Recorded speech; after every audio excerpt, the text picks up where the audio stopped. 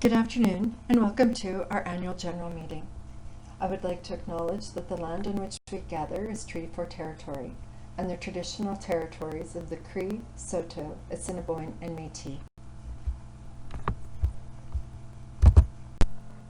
On a typical year, we would have had the basement door wide open, inviting you down into the Oak Room.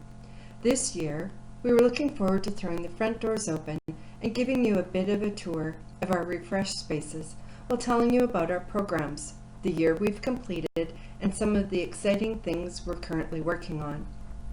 So let's find a way to do just that. A year ago, we were in the middle of the process of closing Roots and Wings Child Care Center and moving our newcomer employment team to our McIntosh location. We had submitted proposals for the new funding cycle for the newcomer program. The closure of the daycare had allowed us to look at extending our small refresh into the north wing of the building. We made the decision to dream big. After all, if we were going to do this, let's make sure that what we were doing would fit future program changes and adaptations. Let's even dream so big, imagining that we were successful in every proposal that we had submitted to IRCC. We looked at every space through the view that it must be multifunctional. If it was a large room, it must be a multi-use space. Common sense also played a significant part of our planning. We wanted to maximize the dollars we had and did not want to make any structural changes that would eat away those dollars. So let's look at what we did.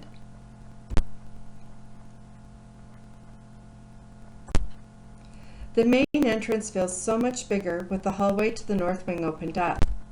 Welcome to CFS Regina.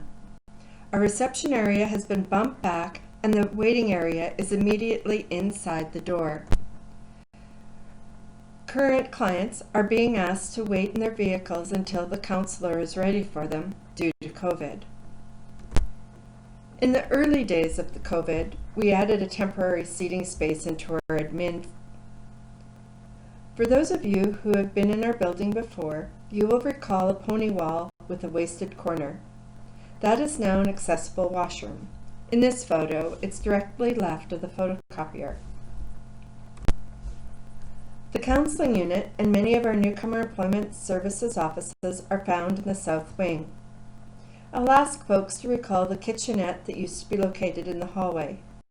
Behind the kitchenette was a small file room and the tiniest janitor room imaginable. Across the hall was 2 washrooms. The kitchenette storage room has become an office. The washrooms have become what is currently known as the stage room. It's perfect for small meetings, family or large group counseling sessions, support groups, a small classroom, or if need be, can become a small team room. Our counseling unit provides counseling to individuals, couples, families, and yes, to children. We also provide support for parent-child relationships and offer groups. Shift Walk-In Counseling is our walk-in counseling program that is offered in Indian Head, Southleigh, Core Ritchie, and here at the office. Due to COVID, walk-in has turned into call-in as not all facilities are open to the public yet. So let's head to the north wing where you'll find the most popular rooms in the building. Immediately inside the main door and to the left is our large multi-use space, the Maple Room. It has been used as a classroom for newcomer employment services, groups like Reaching Out and Circle of Security, staff gatherings, board meetings, and hosting partner organizations. And it's located next to our new staff room. Finally is all I can say. Finally that we have a space where our staff can congregate for breaks and lunch. The staff room is attached to the kitchen, which allows for flexibility in use. Across the hall, you find a small service bureau IT space, as well as the young parent programming office. The proximity of Jamie's office to our family-friendly programming space allows Jamie to host her young parents while having a private space to chat one-on-one. This programming space is easily moved around, things added, removed to meet the need of the day. It's been an art room, yoga studio, dining room, staff workshop space, youth mentor game room, the list goes on. This space also has direct access to the kitchen, which allows for nutrition and cooking programming. Most importantly, it provides a safe, consistent, friendly space for young parents and others to have their drop-in programming. You will find Laura Lee and myself, as well as the Youth Mentor office, directly off this space. Down the hallway, you will find the instructor's team room, the Elm room, another multi-use space, and client workstations for newcomer and family support program clients requiring internet access. The end of the 2019-2020 fiscal year marked completion of the 3-year funding agreement with IRCC. We were successful in our submissions to continue our current programming and growing it through a new 5-year contribution agreement with IRCC.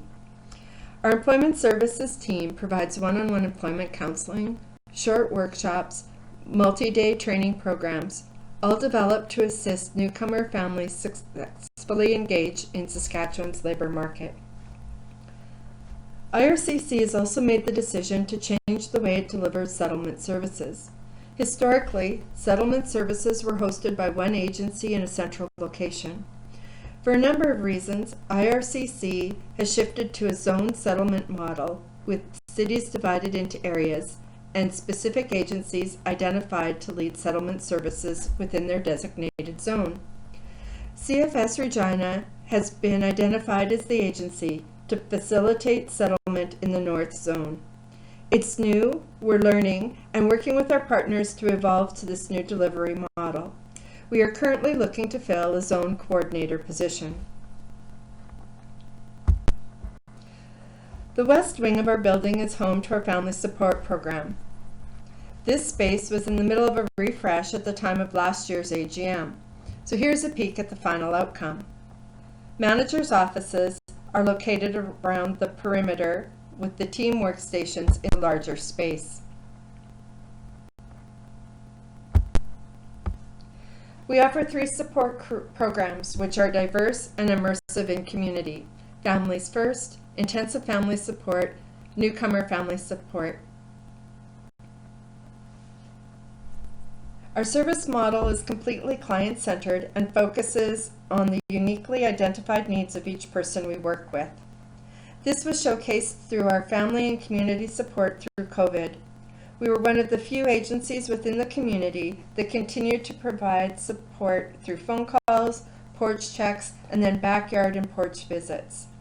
Starting on June 8th with Phase 3, we began risk assessments and started home visits. We understood and appreciated that clients' needs do not stop with the introduction of COVID, but rather they increase. And we knew that we needed to keep on helping. Before COVID, we had identified a critical gap with addiction supports in our community. Throughout COVID, this gap seemed to magnify, and it was identified in many work units and to managers.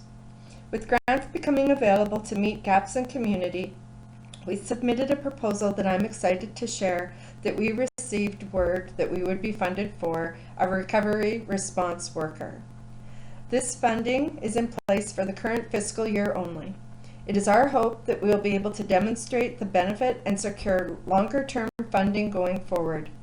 The position is a unique approach, a collaboration between our counseling unit and our in-home family support programs to bring addiction and trauma counseling directly to individuals that need it in a home visiting model. The Recovery Response Counselor will use both trauma and addiction-informed scope to meet individuals where they're at and to provide in-the-moment, realistic, and practical counseling. Let's pop down to the basement. You're familiar with this room, the Oak Room. It serves to host larger gatherings ranging from marriage prep youth mentor activities, staff meetings, large classrooms, client workshops. Across the hall, you'll find another small meeting room. We have 2 family rooms that are used to support our client supervised visits, more client-friendly case conferences, team meetings, and family-friendly space for counseling those that bring littles. I've been mentioning the Youth Mentor Program as we walk through the building. Our Youth Mentor Program pairs youth with mentors. Mentors have access to the building space to do one-on-one or pair up with another mentor group to do activities here as well. There is a small office resource room, activity and crafting space in addition to the kitchen. The kitchen is also used by our family support teams for one-on-one coaching and programming. One of the great things about our building is its location. We're on major bus routes, have ample free parking, are along a wonderful city green space, and have a fenced backyard of our own. The yard provides another opportunity for staff to gather during breaks, but also allows for our family and youth to spill into the great outdoors. This spring, we added raised garden beds for the young parent and youth mentor programs. The post-AGM barbecue will have to be held another day, and I'm looking for that and seeing you all in person. Generally, at the annual meeting, I use this time to acknowledge those who have service anniversaries. This year, I'd like to recognize Nicole and Jamie, who have both completed 5 years with CFS. Many thanks, ladies, and I expect to have you here for a long time yet to come. I would be remiss if I did not take this opportunity to thank all of the CFS staff for their dedication throughout COVID. Staff did not blink when we were faced with the challenges ahead. Never was there a question if we would close, but how would we continue to serve our clients? We all had our moments of feeling overwhelmed and anxious. We treated each other with kindness and support. We learned a lot about our agency, each other, and ourselves. And I want to thank you, each and every one of you, for your hard work and dedication to your clients.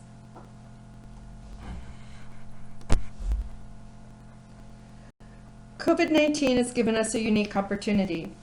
It caused us to abandon ways of doing things that we held on to dearly, and even in program review would have never let go.